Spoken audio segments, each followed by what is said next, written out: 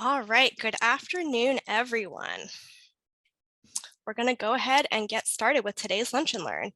So good afternoon and welcome to the Immune Deficiency Foundation's Lunch and Learn series.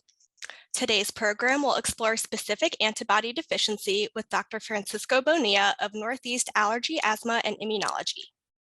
My name is Emma Mertens, and I'm the Program Manager of Community Health at IDF. On behalf of all of us at the Immune Deficiency Foundation, I'd like to thank you for joining us today for our first Lunch and Learn of 2023. We are excited to host this webinar for the IDF community. IDF is committed to fostering a community empowered by education.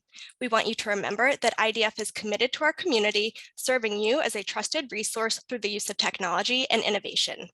We are here to give you the tools and information to become empowered and offer you our compassion, understanding, and support to emphasize that you are not alone on your journey. Today's Lunch and Learn is part of IDF's regular series of bite-sized programming that will provide diagnosis-specific information and support to our community wherever they may be. Today's Lunch and Learn is made possible by IDF's core services partners, whose support is critical to our educational events for the PI and medical communities. Before we begin, I would like to point out a few housekeeping items to keep in mind for today's Lunch and Learn. This afternoon, we are using the Zoom webinar feature. Attendees should be able to see the slides and our presenter and be able to hear myself and our presenter speak. Attendees will not be able to activate their video camera or their microphone. There will be the opportunity for questions after the presentation, and you're welcome to submit any questions you have for our presenter as you think of them throughout the session. Please type them in the Q&A box in the control panel on your screen. Please do not include any personal health information, as all questions will be anonymous and read aloud. A brief disclaimer. Please remember the information presented during this event is not intended to be a substitute for medical advice, diagnosis, or treatment. We are here today as a trusted source and friend to provide you with information. Always seek the advice of your physician or other qualified health provider with questions concerning a medical condition. Never disregard professional medical advice or delay seeking it based on information presented during an educational event.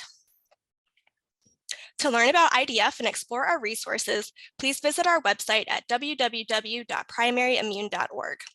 The website offers a wide variety of both online and printable resources for anyone seeking information or support for PI, including our patient and family handbook for primary immunodeficiency diseases. We can also help you find an immunologist or PI specialist in your area with the clinician finder. If you are looking for resources on specific antibody deficiency, we have a whole chapter dedicated to this topic in our patient and family handbook, which you'll see there on the far left. This is chapter 6. We can also, you can find this in the IDF Resource Center, which is linked on screen, along with all of our IDF publications, videos, news, and more. IDF also offers monthly programming and events. We host monthly lunch and learns and bi-monthly webinars covering various topics facing the PI community. And we also have Get Connected groups, peer support, Ask IDF, and our annual PI conference. And now I am so pleased to introduce our presenter for today. Dr. Francisco Bonilla is a physician with Northeast Allergy, Asthma, and Immunology in Boston. Welcome, Dr. Bonilla. Thank you very much for having me. Happy New Year to everyone. So hopefully everyone can see the slides now, and somebody tell me if you can't. I was at Boston Children's Hospital for many years before going into private practice about 5 years ago. And I spent a lot of years dealing with primary immune deficiency, which has been a subject sort of near and dear to my professional heart for many years. We're going to be talking today, as you already know, about one particular entity called specific antibody deficiency. So just to start with some context, over the years, people have done lots of studies looking at registries in different parts of the world, patients with immune deficiency, different kinds of surveys, reviews or surveys based on insurance claims. And it's estimated that for all immune deficiency, the general prevalence in the population is somewhere in the ballpark range of 1 out of every 1,000 to 2,000 people. Most people nowadays quote numbers that are at the higher end of that range. So the kind of generally accepted number is around 1 out of every 1,000 people will have some form of diagnosable immune deficiency.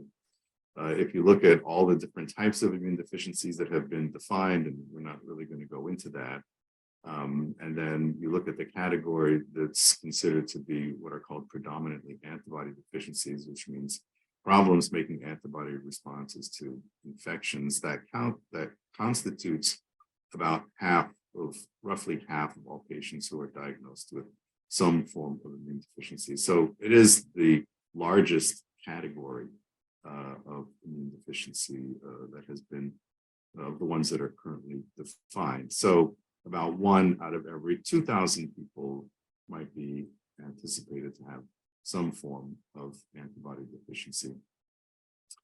That's quite a lot of people walking around out there, and many of them, quite frankly, are not diagnosed properly, and many often don't really get an immune evaluation until they've been having problems for many years. And this has been one of the really fundamental issues that we've all been trying to tackle for decades, and it still continues to be quite a problem. There is still not sufficient suspicion among many specialists and subspecialists and primary care doctors out there about the possible occurrence of immune deficiency, because there's a mistaken impression that it's very rare when in fact it's really not. Next.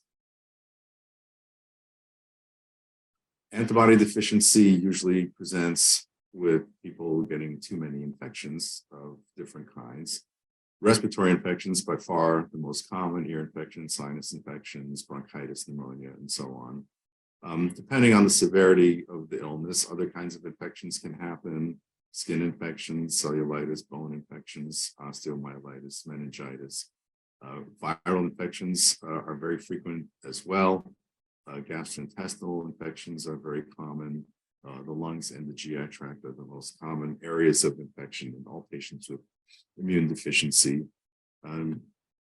People aren't always necessarily getting sick right off the bat.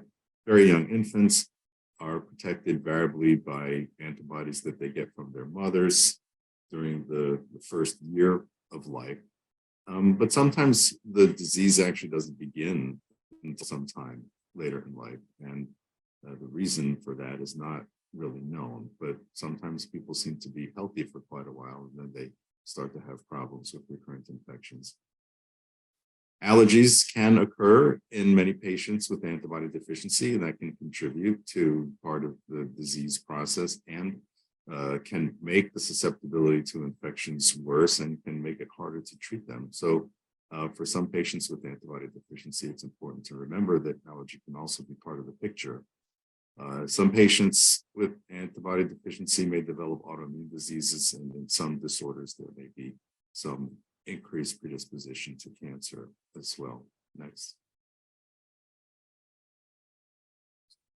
There are particular types of bacteria that cause infections in the respiratory tract. These are all very common: pneumococcus or streptococcus pneumoniae, Haemophilus influenza type B or Hib.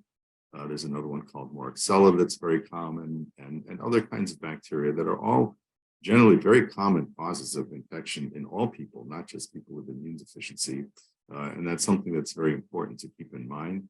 People with immune deficiency get infections with the same organisms for the most part that people with normal immune systems get. Immune deficient patients just get a lot sicker and have a much harder time clearing their infections. There are bacteria-like organisms called mycoplasma and ureaplasma that cause a lot of respiratory infections. All of the common viruses, of course, both respiratory and gastrointestinal viruses can cause problems, as well as other organisms such as protozoa, which Giardia and Cryptosporidium, which are very prominent causes of diarrhea and are now much worse and harder to treat in patients with antibody deficiency. Next slide. This is just a list of the different forms of antibody deficiency in sort of a broad categorization. The Agamma-globulin are the most severe. That's where you really don't make any antibody at all. And those are largely determined by single gene defects that are inherited according to very, clear-cut genetic rules. There are other categories such as the class switch defects, which are also defined at the genetic level. The common variable immune deficiency, which is the most common immune deficiency diagnosed in adults. Some of those patients, about 10% maybe, are known to have a specific gene defect underlying their disease, but the vast majority, the genetic basis for the problem, if there is one, is not known. And the same is true for all of the other antibody deficiencies listed here: IgA deficiency, IgG subclass deficiency, specific antibody deficiency, and transient hypogammaglobulinemia of infancy. And all of these are, because we don't really know what the underlying genetics is, or even what the most fundamental immune problem in these patients is, the categorization and the diagnosis, in air quotes, is based just on the laboratory values. So, for example, CVID, common variable immune deficiency, you have to have low IgG plus low IgA or IgM plus some inability to make antibody responses and so on. And the definitions vary from one category to the next. And I'm not going to go into detail about all of them, but we are going to talk obviously a little bit more about specific antibody deficiency. Next slide. This is a relatively old study. It's about 20 years ago. This is a group, I think it was near southern Louisiana, around the New Orleans area, that looked at all of their patients with different forms of antibody deficiency over a several-year period. And they looked at all the different forms to kind of get an idea of what was the relative occurrence of each of these different forms of antibody deficiency. And the largest periwinkle colored slice there, specific antibody deficiency, was a third of all of their patients. And I remember that this raised some eyebrows at the time that the study was published. And I'm not aware that there has been many sort of similar analyses from other places after that. But I think it's fair to say that specific antibody deficiency is one of the more prevalent forms of antibody deficiency. The hard part, as we'll see in a moment, is kind of making a definitive diagnosis. That can be very challenging in all of these deficiencies that are defined by laboratory criteria, because sometimes the numbers can be a little bit soft, and we'll see that more in just a minute. Next slide. So just to backtrack for a second to talk about immunoglobulins themselves. So immunoglobulins, sometimes these are referred to interchangeably as antibodies, but that's not completely correct, and I'll tell you why in a minute. So an immunoglobulin is a molecule that's made by a certain type of white blood cell called the plasma cell, and there are different types that are designated by different letters. And these are molecules that circulate in the blood and other body fluids and are very important in the response to infections of various kinds by all types of organisms. So the five main classes of immunoglobulin are IgG, listed in their relative order of abundance in the circulation is IgG, which is by far the most. It accounts for about 3/4 of all of the circulating immunoglobulin, followed by IgA, IgM, IgD, and IgE. And the IgG is broken down into 4 different subclasses: IgG 1, 2, 3, and 4. And IgA has 2 subclasses, IgA1 and IgA2. There aren't really subclasses of IgM, IgD, or IgE. So these are immunoglobulins, and the differences between them are determined just by the chemical structure of the molecules, and that's why they have all these these different names. An antibody, I think the next slide. An antibody is an immunoglobulin that is specific for an antigen. So an immunoglobulin is a generic term for a molecule of IgG or IgA or IgM or whatever, and it doesn't tell you anything about what that molecule is doing in the immune response. An antibody is a specific thing that is reacting with an antigen, which is some structure on a germ, whether it's a bacteria or a virus or whatever. For example, we've been talking lots about antibodies to coronavirus spike protein for the last few years for obvious reasons. So the spike protein is a very important antigen on the surface of the coronavirus molecule. And when we get vaccinated for COVID, we are making antibodies to the spike protein. So these are immunoglobulins, whether it's IgM or IgA or IgG, but the antibody to the COVID spike protein is interacting with that thing and nothing else. So an antibody is a more specific entity in a defined immune response, whereas immunoglobulin is just a generic term for a particular kind of protein molecule. Next slide. When you suspect someone may have any kind of an immune deficiency, including antibody deficiency, we measure what is called the humoral immune response. Humoral just means that it's an immune response that's carried out by substances that are dissolved in body fluids. Cellular immunity would be an immune response that was carried out by white blood cells interacting directly with other infected cells or with infecting organisms. So the immune system makes these molecules that are floating around in the blood and body fluids and helping to fight infections in that way. And I already mentioned the immunoglobulins and the subclasses. So we measure all of those in the levels of each of those in the blood when we're studying people for a possible immune deficiency to see if the levels are normal or low. While it is important, certainly, to know what the immunoglobulin levels are, that is not enough information, because you want to know, regardless of what the level of the immunoglobulin is the person able to make antibodies when they are given a vaccine or if they're infected with a particular germ. That's a more kind of a functional test of your immune system, and that's much more important than just what is the level of the immunoglobulin. And the reason for that is that, number one, the normal levels are defined statistically. So you take the whole population and you say the people who are in the bottom 2.5%, we're going to say that their IgG level is too low. And the people who are in the top 2.5%, we're going to say that their IgG levels are too high. So regardless of whether you get sick or you're perfectly healthy, if your IgG level is in the bottom 2.5%, you're going to be labeled as having low IgG.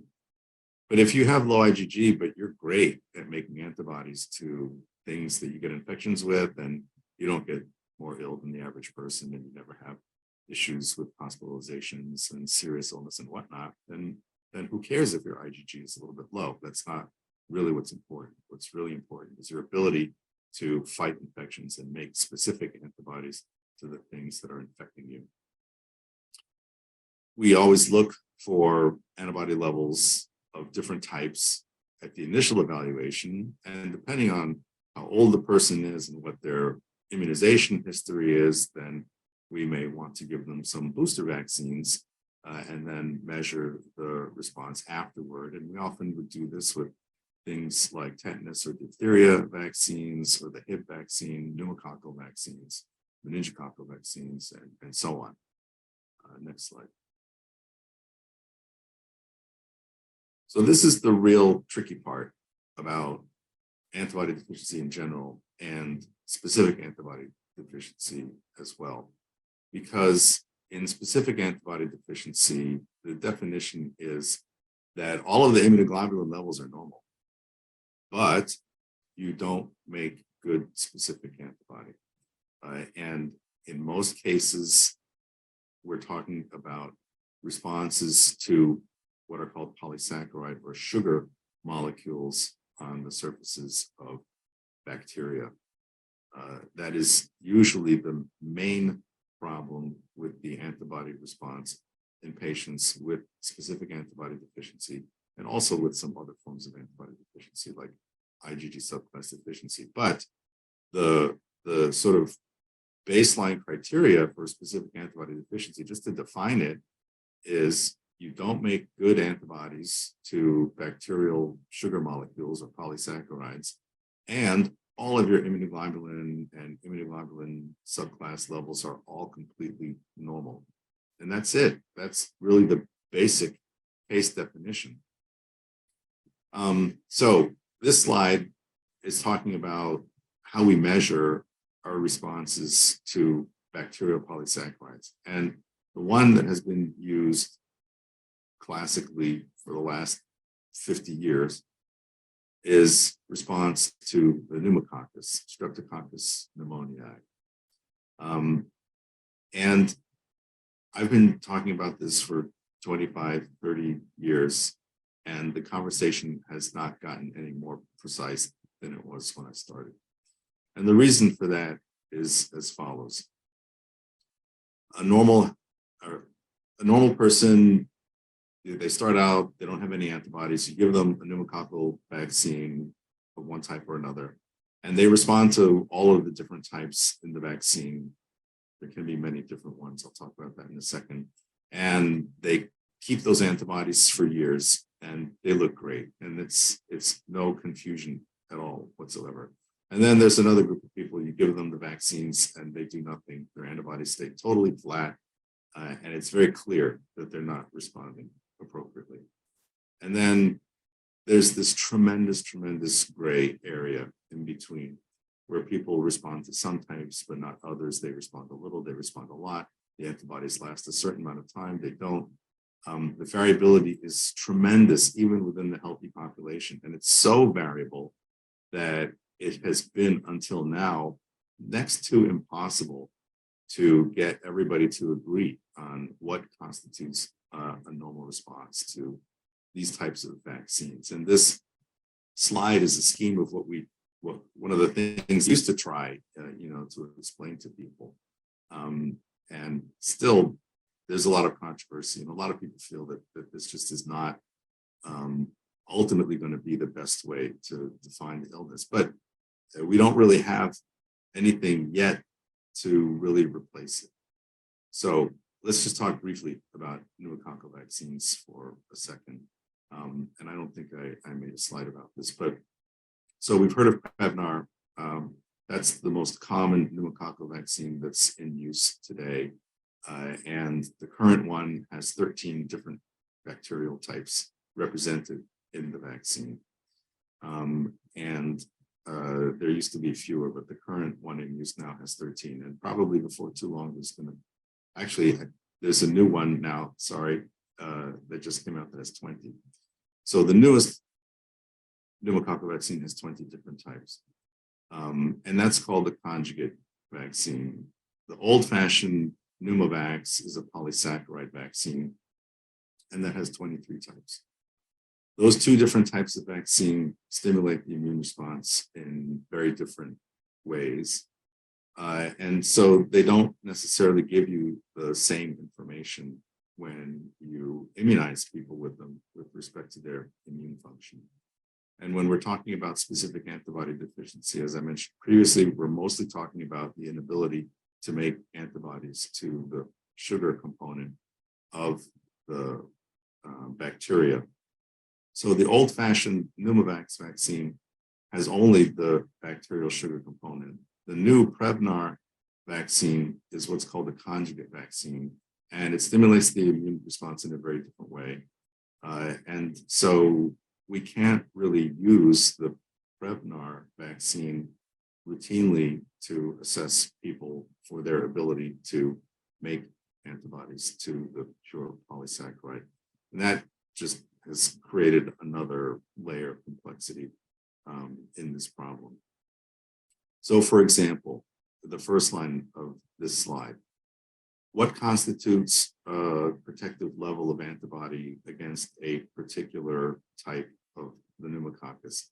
Well, research shows that if you give the Prevnar vaccine, a level of about 0.35 should be protective against serious infection. But if you give the old-fashioned vaccine, the level has to be higher in order to get the same degree of protection. And that has to do with how the different vaccines stimulate the immune response differently. How do you assess adequacy with respect to pre-booster levels? Because most people are getting these vaccines in childhood. So when you see them to try to diagnose an immune deficiency, they already have some antibodies, and you're going to give them a booster, and then you're going to see how well they respond. Well, how much of an increase do you need to see in order for that to be considered an adequate increase? Well, we used to say it had to go up fourfold. But then we found out that if you start out with a relatively high level, it's almost impossible to go up by fourfold. And then what do you do in that situation? And then there's age. Younger people don't respond as robustly as older children or adults. So how many of the different types do you have to respond to depending on your age in order to be considered normal? And so we used to say that under 2 years, the vaccine was unreliable. Between 2 and 5, you had to respond to half. If you were older than 5, it had to be 70%. Nobody agrees. There's just no consensus on this issue. And this has made the problem of diagnosis just really thorny over the years. And there isn't really much of an end in sight. Can you go to the next slide? All right. So just before I go to this slide, people are working very hard to try to find other ways to assess the antibody response, especially to the sugar molecules that are carried on the bacteria, which we think is really the main problem in people with specific antibody deficiency. The Salmonella type E vaccine has been used in some studies. It has the advantage of being simpler because it's just one thing. It's not a mixture of 20 or 23 different things. But it still is not, I'll say, perfect. And testing is really not very widely available. So some people are looking at responses to the typhoid vaccine, but it's not something that has really entered general use yet. And people are still looking for other ways to define the functional problem, people with specific antibody deficiency. But we don't yet have something that everybody agrees on.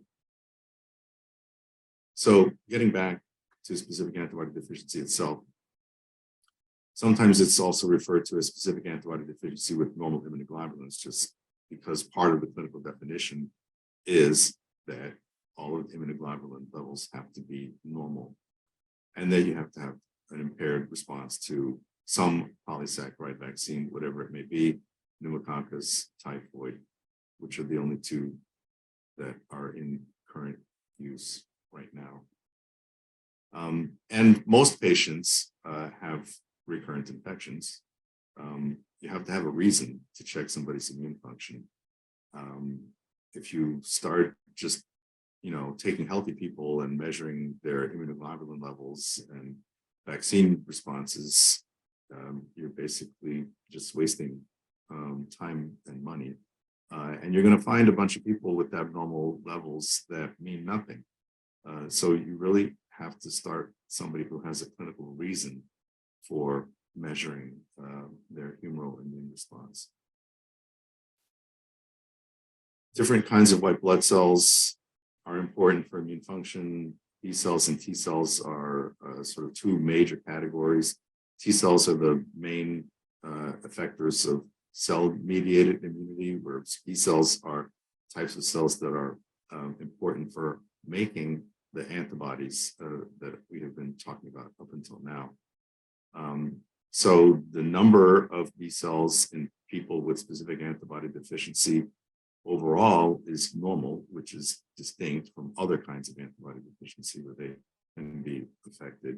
And T cell number and function is normal in all patients with specific antibody deficiency. There's a particular type of B cell called a memory B cell, and it's important to have enough of those in order to make good antibody responses. And there has been some suggestion over the years that some patients with specific antibody deficiency may have some impairment in their development of memory B cells, but it is not universal among all patients with specific antibody deficiency, and it's not part of the clinical and laboratory definition. Next. So that's really where we are and where we have been for many years in terms of the case definition of specific antibody deficiency. I think, some of you may be feeling kind of unsatisfied with that. And quite frankly, most clinical immunologists are kind of unsatisfied with that. But we have not yet come up with a more, I'll use the word accurate or definitive way of making the diagnosis yet. And the functional side of it, as I mentioned, is still quite a thorny problem. So I'm going to move on to treatment because that's important too. Thinking about antibody deficiency in general, there's kind of three things that you can do. Avoidance is one. We've all been practicing avoidance to one degree or another for the last few years in ways that most of us probably never imagined that we would in our day-to-day lives. Masking, social distancing, isolation, and so on. These are very effective, as we have seen, that you can drastically reduce infection rates by doing these things. And now we are also seeing, on the flip side, as we begin to remove our masks and gather more frequently than we have been in recent years, we're seeing a lot of other respiratory viruses that have been held in check now are kind of exploding across the population because our immune systems have not been seeing them for a while. So now everyone is kind of more susceptible again. So avoidance works, and wearing masks and practicing appropriate hygiene and isolating and all of those things can definitely protect you from infection. How that's going to look in the next few years, it's really hard to say. I don't know. Obviously, a lot of it depends on things that we are not able to really predict right now. But it's definitely something that I think is much more in the forefront of our minds than it used to be a few years ago. If avoidance doesn't work and you get sick, and there is a treatment that is available for whatever it is that's infecting you, then in most cases for bacteria, that would be an antibiotic. And a lot of people with antibody deficiency, including specific antibody deficiency, kind of live on antibiotics. And not only are antibiotics appropriate for treatment of acute infections, they're also appropriate to prevent infections or prophylaxis. There has always been a lot of discussion back and forth between immunologists and infectious disease specialists about the usefulness of antibiotic prophylaxis. And nowadays, many people sort of think negatively and frown upon antibiotic prophylaxis because of the concern for developing antibiotic resistance among organisms, not only in individuals, but in the population in general. That said, you also have to think of the life of the individual patient, and antibiotic prophylaxis can be a useful treatment by itself or an adjunct to other treatments like immunoglobulin in order to keep people healthy and functional, because that's really what's most important. So I don't think antibiotic prophylaxis is something that should be discarded solely because of concern for the development of resistance. Yes, it is a concern, but quality of life is also a concern. And then gamma globulin or immunoglobulin is available to support humoral immune function for anybody who has an impaired ability to make antibodies. And this is a process of what we call passive immunity. You are giving somebody antibodies that they cannot make themselves, so that they will thereby be protected by antibodies that somebody else made for them. And so these are sort of the three pillars of treatment around antibody deficiency in general. Next slide. Obviously, our goal is to prevent infection, reduce frequency, reduce severity, and allow a normal lifestyle. That's the goal pretty much of treatment of any medical problem. Next. I didn't mention immunization so much in the context of this problem a minute ago, but it's also potentially helpful. Certainly, patients with immune deficiency do not respond as well as healthy people to vaccines, but certain aspects of their immune function may work. And even though people with antibody deficiency, for example, may not respond well, they can at least respond partially. So if there's no downside to receiving the vaccine, if it's not going to harm you in any way, then we would normally err on the side of giving the vaccine. And it's important to remember also that in specific antibody deficiency, which is sort of our main focus, patients respond very well to many things. There's just a relatively limited category of the bacterial polysaccharides, for the most part, that they really have trouble with. So most vaccines, like COVID vaccine or your standard flu vaccine and so on and so forth, many patients would be able to respond to normally.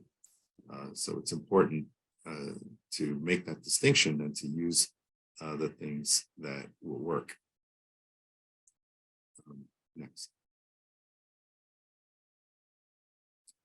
So we talked a little bit about antibiotics and prophylaxis. Prophylaxis and preventative means the same thing. Prophylaxis, sometimes people use lower doses than are used for treatment, although you don't want to use doses that are too low because that may increase the risk of development of antibiotic resistance. In the past, some people have practiced rotation of preventive antibiotics as a strategy to reduce the occurrence of antibiotic resistance, but there's no evidence that that actually works. And theoretically, you might even say that that could increase the risk of development of multiple antibiotic resistance if you're rotating antibiotics. So this is not considered sort of routine or standard practice when it comes to antibiotic prophylaxis, but there is very little that is kind of standard and routine. You'll see a lot of difference in management practices sort of across the spectrum, because there still does not exist real guidelines for antibiotic prophylaxis. It's a very, very, very thorny problem.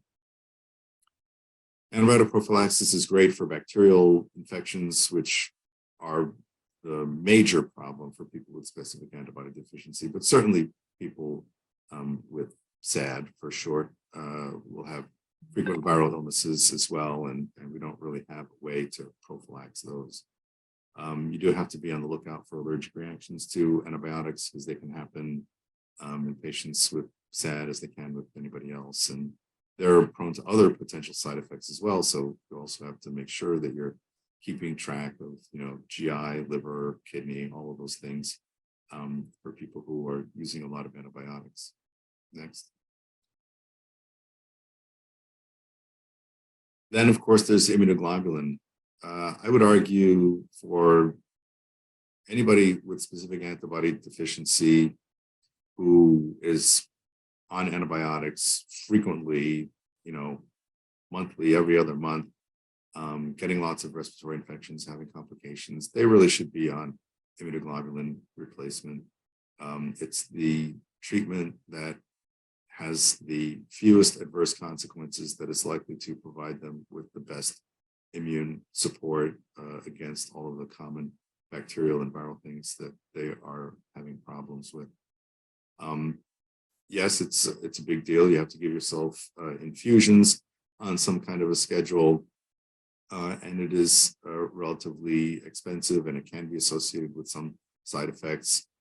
But if you look at the cost benefit of the increased burden of infections, lost productivity, poor quality of life, the balance definitely favors immunoglobulin replacement, regardless of the fact that it costs more than antibiotics. Next slide.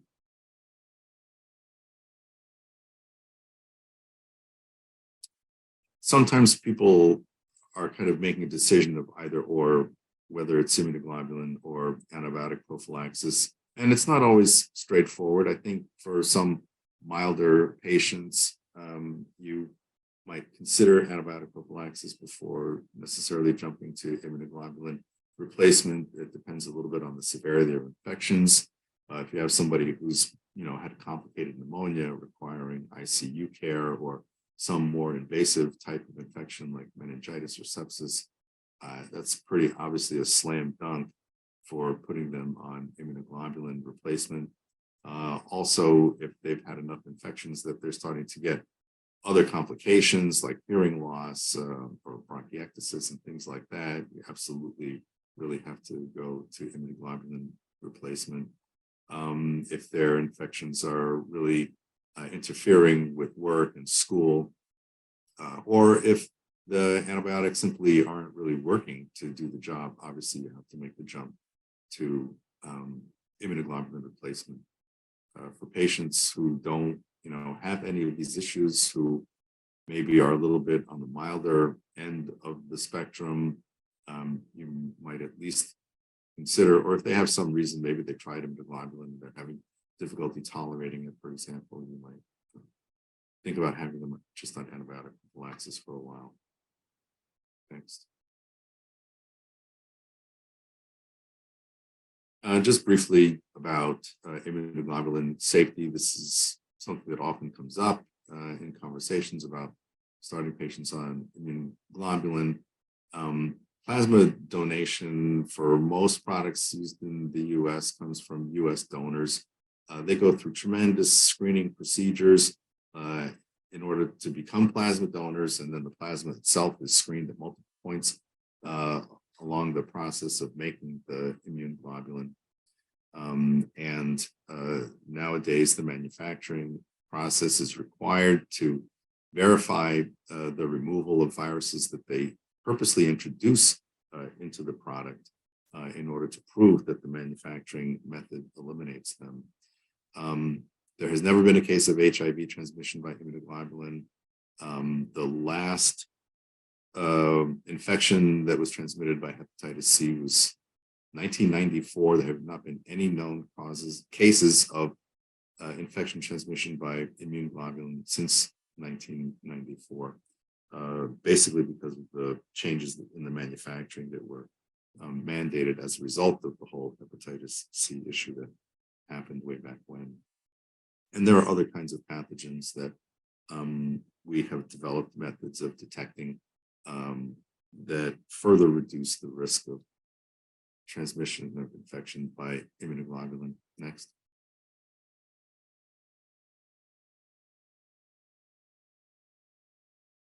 There can be side effects, obviously, from immune globulin therapy. Sometimes people have acute reactions to the infusions, sort of fever, chills, things like that. It's important to know about IgA deficiency, but it should never be a contraindication to receiving immune globulin.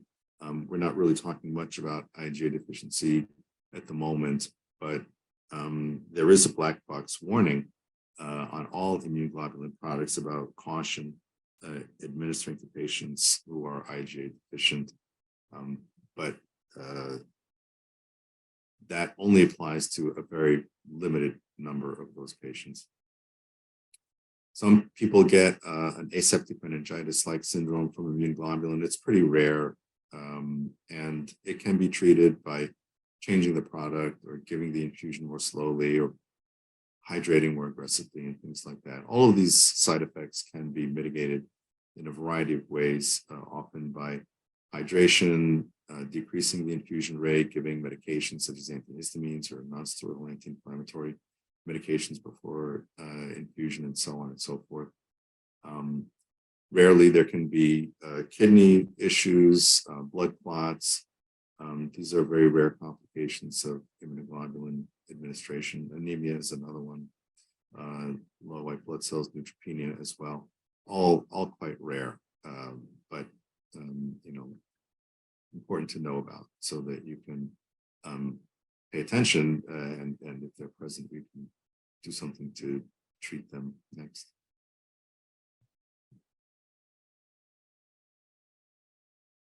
For many years in this country, immune globulin was given almost exclusively by the intravenous route. In the last 20 years or so, subcutaneous infusions have become very popular, and the side effect profile is different. The types of systemic side effects I was just talking about with the intravenous immune globulin happen much less in patients who receive the subcutaneous infusions.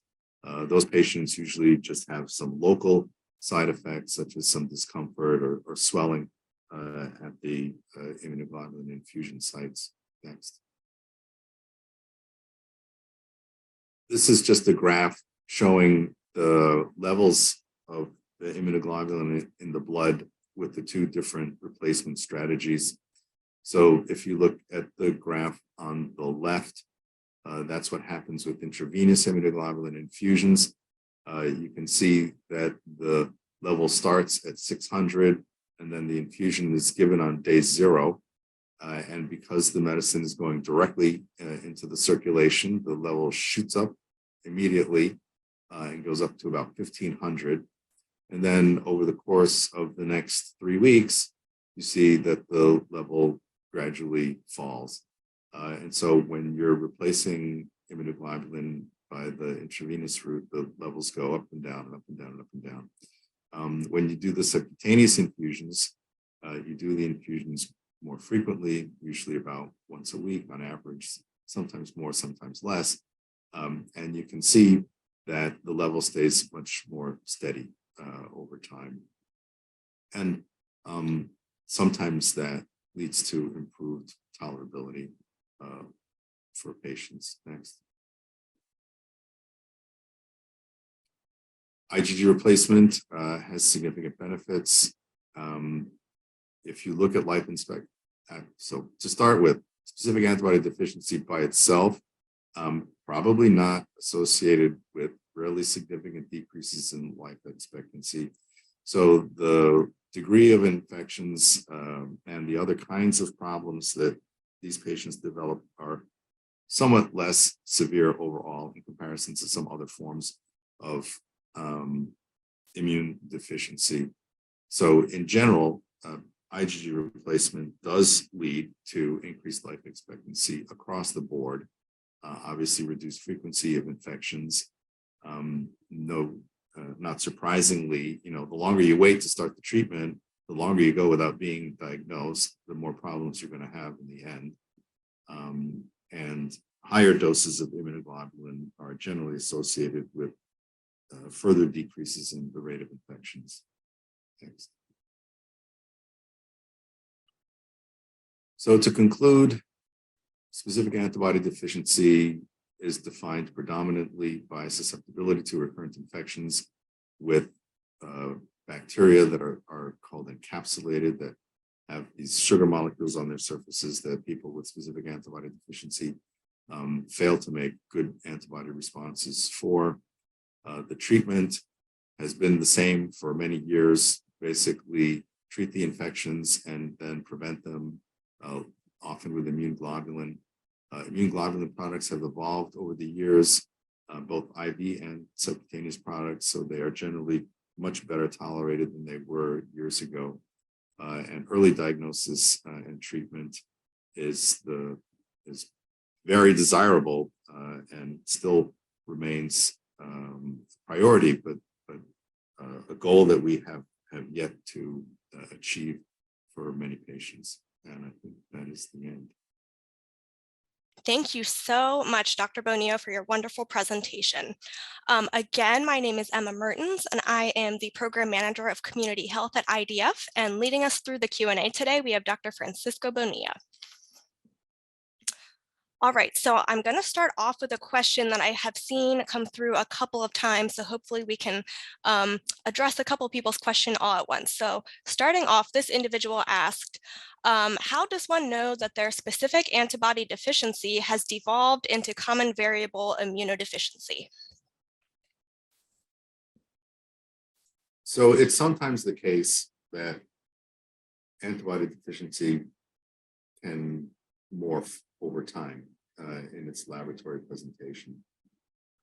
So the question is, if you start out at a certain point and your immunoglobulins are all normal, but your specific antibody formation is bad, then you have a diagnosis of specific antibody deficiency. And let's just ignore what happens in between, but 10 years down the road, you look again and all of a sudden things are different than they were before. Now, maybe your total IgG has gone down. And now your immunoglobulins are not normal. You still have the functional problem. And on that basis, you then actually would change the diagnostic label. And then you would say that that person has CVID, common variable immune deficiency. It's still the same person, clearly, but it may be the case that their immune function is decreasing over time for whatever reason. And for the most part, we don't really know what that reason is or may be in those people. So yes, it can happen. And the only way you get to know is by checking from time to time. So anybody who's on immunoglobulin replacement needs to have regular laboratory monitoring. That laboratory monitoring consists, at the very least, of blood cell counts, metabolic profile, including liver and kidney function. And from time to time, you want to check immunoglobulin levels and see where you're at. It's most often the case that people will check the IgG level, but if you're on immunoglobulin replacement, you're not necessarily going to see the changes because you're adding immunoglobulin, right? So I start out, my immunoglobulins are normal. I get on therapy because I can't protect myself from bacterial infections. I check my IgG level just because I want to know what it is, but I could stop making IgG altogether and it would still look normal as long as I'm receiving the immunoglobulin infusions. That's a tricky situation. And sometimes you can check the IgA and the IgM. If you see that those are going down, that would be an indication that immune function is changing. But the only way you get to know about the IgG is to actually stop the infusions and see what happens. And sometimes we do that. If someone has been on therapy for a while and they've been doing great and they're not having any complications and you kind of want to see where they're at, you may consider stopping the infusions and then seeing where they go. Nowadays it's a tricky proposition because as anybody who's on treatment knows, insurance companies can create problems. And if you start out with a certain lab profile and you stop treatment, and then all of a sudden everything looks normal, but you start getting sick again, and this has happened to some other patients, then you can wind up getting a lot of trouble getting your insurance to reapprove the therapy. So it can be tricky. It's not straightforward. Thank you, Dr. Bonilla. Next question. This individual asks, I have SAD for strep and pneumonia, but normal IgG levels. I've been immunized several times in the last several years with Prevnar 13 and Pneumovax, but my titers never get to normal adult levels. Is there anything else that can be done to protect me moving forward? Well, I would say either antibiotic prophylaxis or immunoglobulin. The problem is that vaccines, specifically or particularly for the pneumococcal bacteria, just are not as effective for people with this situation, which is why if you're getting ill frequently with different types of infections, then you have to move on to another form of treatment, either antibiotic prophylaxis or immunoglobulin. Thank you. Next question. This individual asked, did I hear correctly that if you have a diagnosis of SAD, your Ig levels are normal, but you do not respond to a vaccine challenge? You do not respond to polysaccharide vaccine challenge for the most part. So you will have no responses to many vaccines like tetanus toxoid, diphtheria toxoid, influenza, so on and so forth. But polysaccharide vaccines like Pneumovax, for example, you will usually have an impaired response. And some patients also have impaired response to Prevnar, even though it is technically not a pure polysaccharide vaccine. Thank you. And everyone, I know we're nearing the top of the hour. I'm hoping, Dr. Bonilla, you have a couple more minutes so we can get through a few more questions. Sure. Okay, thank you so much. All right, and folks, if you need to drop off, because I know, again, we are at the top of the hour, no worries. This will all be recorded and uploaded to the website. All right, next question. Is there any significant research being done or trials to find real treatment options? This person asked, maybe genetic treatment options like CRISPR. Are there any hope of more options and real help? So thus far, there isn't kind of a unified genetic understanding of specific antibody deficiency, and for that matter, many other forms of antibody deficiency that are defined clinically, like common variable immune deficiency, IgG subtype deficiency, and so on. So until such time as there is that type of an understanding, looking for kind of more specific type of treatment isn't really going to be possible. And it may be the case that there isn't a straightforward genetic cause. This could be a much more complicated problem that arises from the way our immune systems interact with all of the different things that cause infections over our lifetimes. And so that's pretty much all that we can say right now. Yes, there are people who are working hard to understand the real immunologic basis of what the mechanism of the impaired antibody response is in these patients, but it hasn't been defined yet. Thank you. This individual asks, is genetic testing useful in understanding related risks for SAD? For SAD specifically, probably not. Okay. All right, next question. All right, this individual would like a little bit of clarification. They ask, you state that SAD has normal Ig, yet you said that 10% of patients with CVID have SAD. How can that be? Doesn't CVID have some sort of abnormal Ig levels? So I don't believe I said that patients with 10% of patients with CVID have SAD.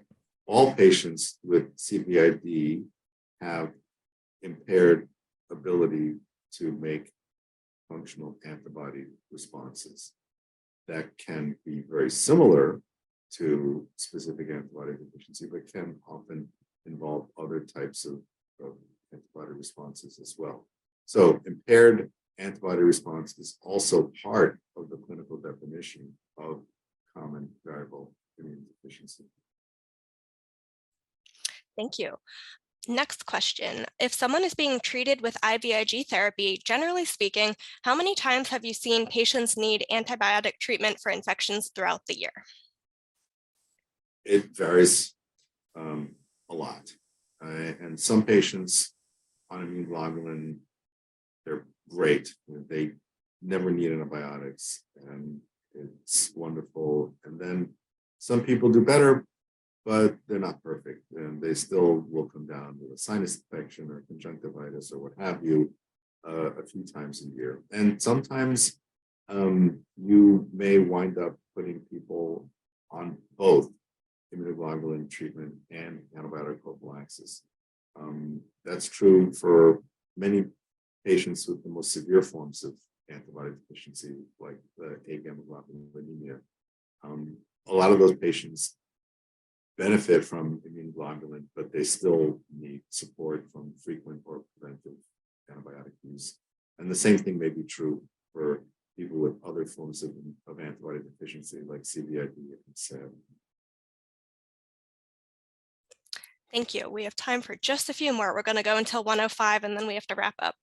All right, this individual asks, is there a specific gene associated with SAD? In a large number of patients, no. There are rare case reports of a patient who presented with specific antibody deficiency who subsequently was found to have a mutation in a gene that might be associated with usually some other form of immune deficiency, but there is no sort of known consistent genetic defect in patients with SAD. Thank you. All right, we have time for maybe one or two more. Let's see.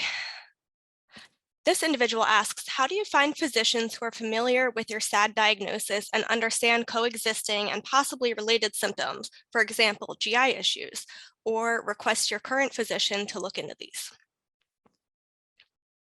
Probably one of the better resources would be the IDF. I believe they have a physician database that is growing, and they're trying very hard to, collect names of physicians who are knowledgeable and willing to take care of patients with immune deficiency. And that's the first place that I would look.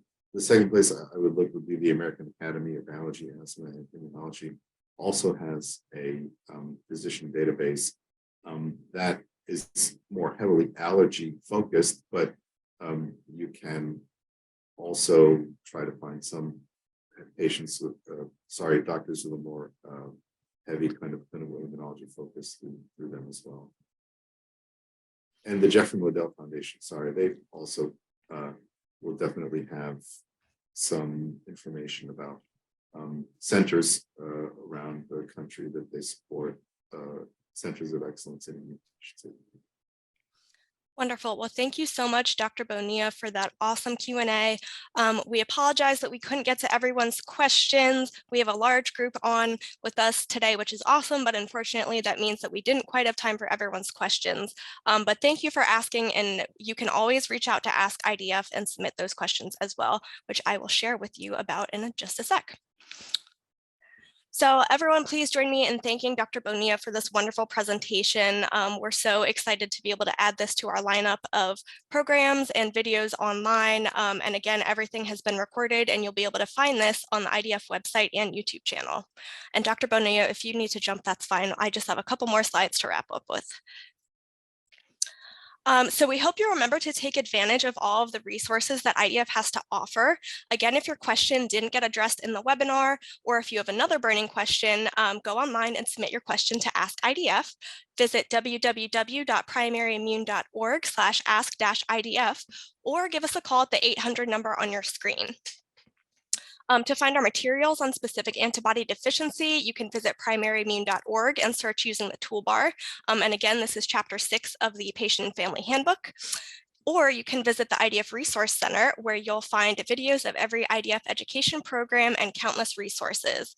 I also want to point your attention again to our IDF YouTube channel. The link there is at the bottom, and we house all of our recordings of educational programs there, and then also to our link for IDF support services. And if you're looking for information on Get Connected groups or peer support, you can go there to find more information. And lastly, here's a preview of some of our upcoming programs in the next few weeks. We have our Walk for PI virtual celebration on January 31st at 7 p.m.